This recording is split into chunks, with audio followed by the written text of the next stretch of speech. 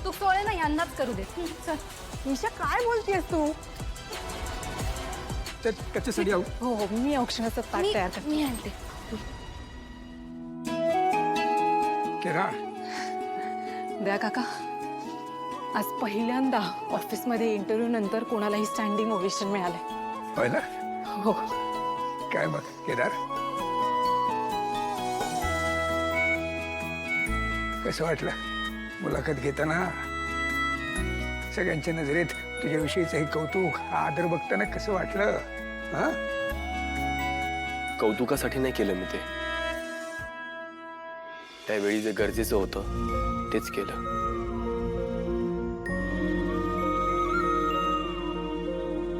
Kedar bus.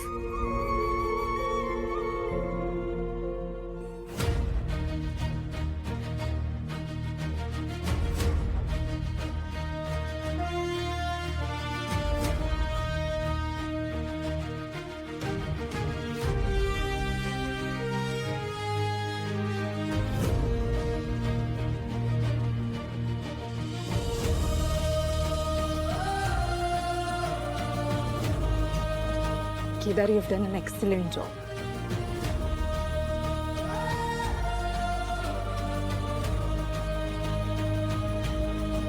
I'm very proud of you.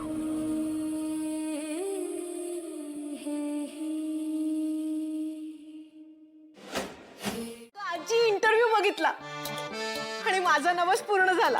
की पेढा घे. कसला नवस? अगं आजी, केदार इंटरव्ह्यू घेणार आहे म्हटल्यावर ना मी देवळात गेले होते. देवापुढे पेढा ठेवला आणि म्हणाले माझ्या केदूचा इंटरव्ह्यू एकदम मस्त होऊ दे. आणि काय इंटरव्ह्यू झालाय केदूचा, एकदम मस्त. ठीक आहे, देवाने माझं ऐकलंय. देव तुझा ऐकायला लागला का? हो ना. नाही, मी काय म्हणते, तुझं ऐकतोय ना देव, तर त्याच्याकडे ना तुझ्या आईसाठी आणि तुझ्या मामीसाठी थोडीशी बुद्धी मागून घे आणि थोडीशी तुझ्यासाठी पण मागून घे. आजी, आता केदूच्या यशासाठी मी प्रार्थना करत होते ना, आणि तू मग कसं बोलते? बस बस बस, नाटकं बंद कर, नाटकं बंद कर. काय ना काव्या, पुढच्या वेळी देवळात जाशील ना तेव्हा देवासमोर उभं राहून केदू केदार असं म्हणू नकोस ग. बहिणीच्या नवऱ्याला भाऊजी असं म्हणतात, तेव्हा केदार भाऊजी असं म्हण. आणि हे बघ, तो पेढा आहे ना तुझ्या मामीला दे, तिचं तोंड गोड कर. काय नकोय मला. अगं असा कसा नको, तुझा पण जावई आहे ना तो. घे मामी केदारच्या हा? केदार भाऊजींच्या यशाचा पेढा. घे घे घे घे. कपका, काही नकोय मला. तुमचा लाडका जावई असेल तो, माझा नाही. दे दे मला दे. वा वा, काय सुंदर पेढे आहेत ग. कुठून आणलेस? तिने मला मोटिवेट केलं, मला कॉन्फिडन्स दिला.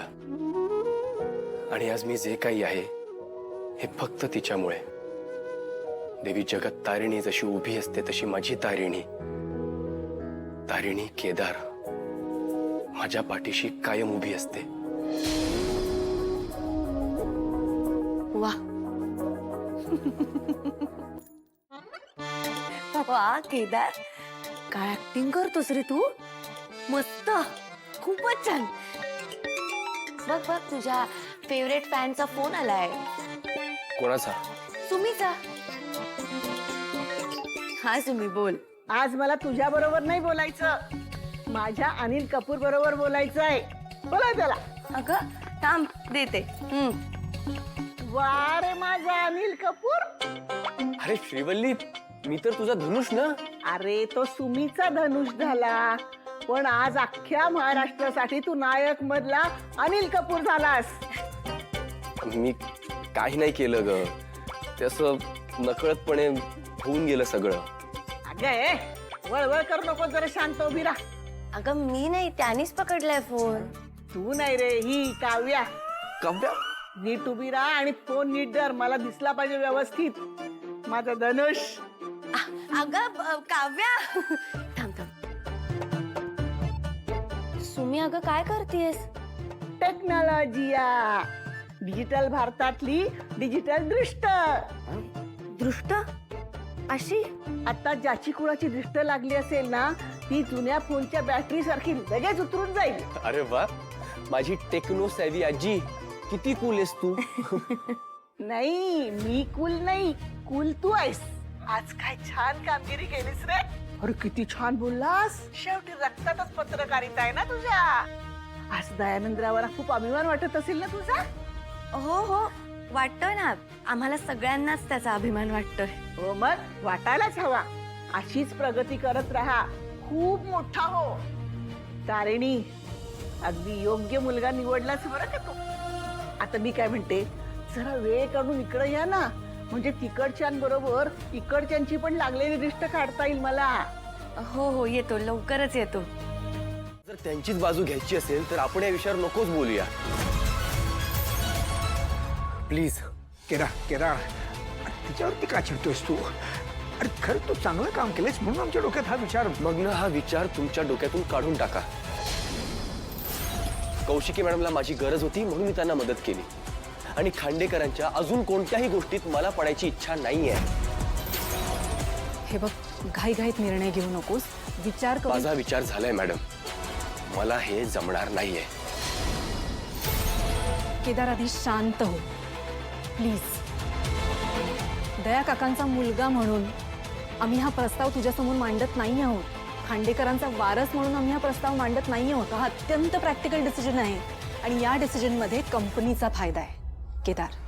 आणि रागात घेतलेले डिसिजन्स चुकतात, म्हणून शांत डोक्याने ठरव. आणि जर तुला कंपनी जॉईन करायची नसेल तर काही हरकत नाही, आम्ही तुला फोर्स करणार नाही.